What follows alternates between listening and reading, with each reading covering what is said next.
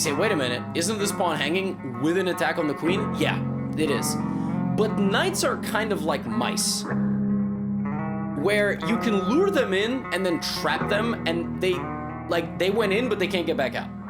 Bishop takes e4, queen takes c3, and Magnus Carlsen has emerged with an extra horse. Now, his extra horse is quite immobile. In fact, it hasn't moved for half the game. In fact, it has no moves.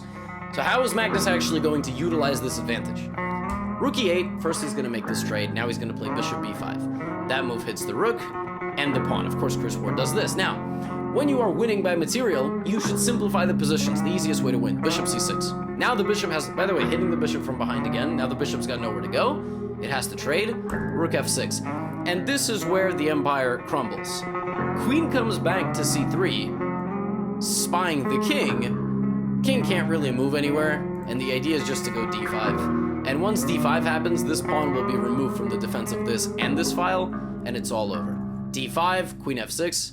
Now, he can take, but this is an even stronger move, because again, if pawn takes d5, which is what happens in the game, f5 is destabilized, and now we have a nice little knight takes f5, queen f5. Now, which one do you take? Do you take the queen and lose your queen, or do you take this first? A little calculation exercise. If this, then there's this, and you lose, because you have to take, and all of a sudden, you've emerged 2 pawns down in an endgame, and I have 3 connected pass pawns. Now we're in a Guess the Elo episode.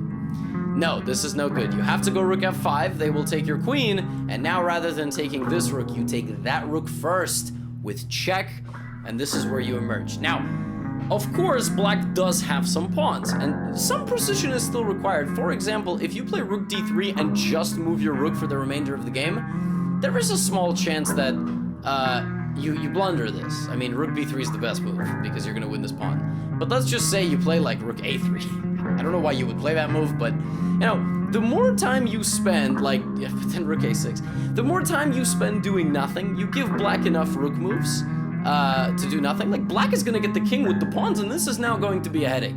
So what you have to do is what Magnus does in this game. You have to win a pawn and bring the king at the same time. You basically need to not make sure that these pawns can't move forward. This king is completely cut off on the e-file, and it's exactly what ends up happening. The pawns have no forward mobility anymore, and now they will be won, and it was in this position on move 39 that Christopher Ward resigned.